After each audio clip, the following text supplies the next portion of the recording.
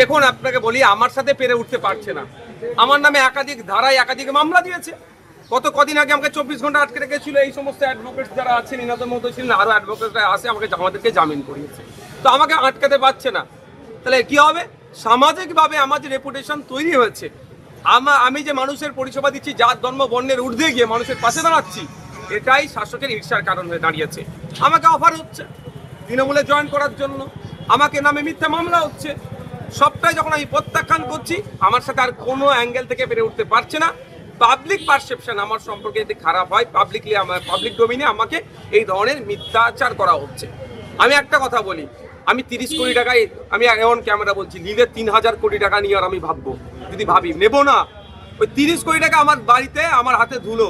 আমার বাড়িতে প্রত্যেক বছর 1 কোটি টাকা শুধু কাঠ পুড়াই আমরা, কাঠ রান্নার জন্য। কোন ক্যামেরা বলছি, 1 কোটি টাকার কাঠ লাগে আমাদের বাড়িতে, যে ভক্তবিন্দুরা আসে তাদের খাওয়ানোর জন্য। 30 কোটি টাকায় নৌসাদ হাত দেবে?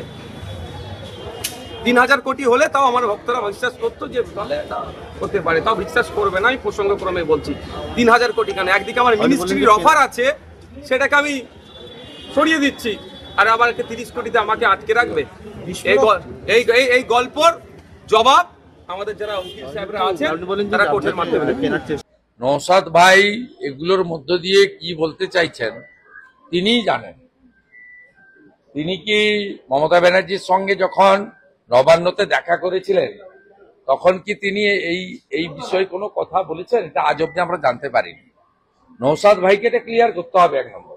দ্বিতীয় হচ্ছে, নওশাদ ভাই গত লোকসভা ভোটে ডায়মন্ড হারবারে দাঁড়াবো বলে কোন অজ্ঞাত কারণে মাঠটা ছেড়ে দিলেন ভাইপোকে, এটাও জনগণ জানতে চায়।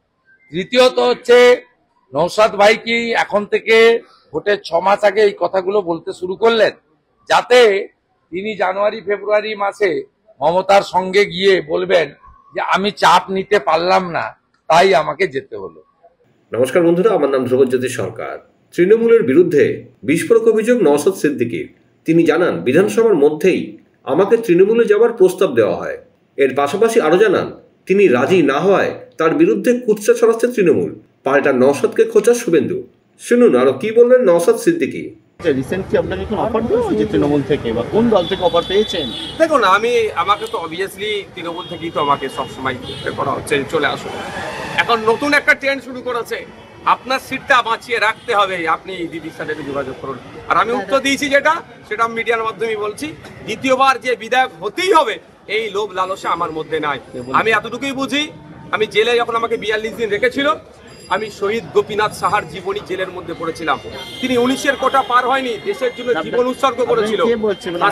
ফাঁসির কাটে তিনি গিয়েছিলেন, তার জীবনী আমি ক্ষুদিরামের জীবনী অনেক আগে পড়েছিলাম, কিন্তু প্রেসিডেন্সি জেলেতে গিয়ে শহীদ গোপীনাথ সাহা, আমার জেলার মানুষ, হুগলি জেলার মানুষ, তার জীবনী আমি পড়েছি, আর স্টেজে সেটা বলি।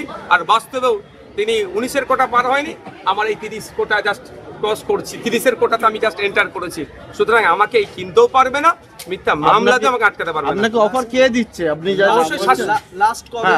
অবশ্যই শাসক দলের যারা আছে তারা। লাস্ট যেদিনকে আমাকে অ্যারেস্ট করে সেই দিনকে আমি বিধানসভায় গিয়েছিলাম, আমি নামটা পাবলিকলি এখন ডিসক্লোজ করবো না।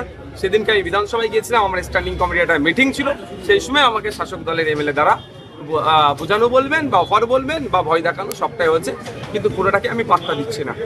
বন্ধুরা, ভিডিওটি ভালো লাগলে দয়া করে লাইক শেয়ার করে দেবেন, আমাদের পেজটা ফলো করে নেবেন, আর আপনার মতামত কমেন্ট করে অবশ্যই জানান।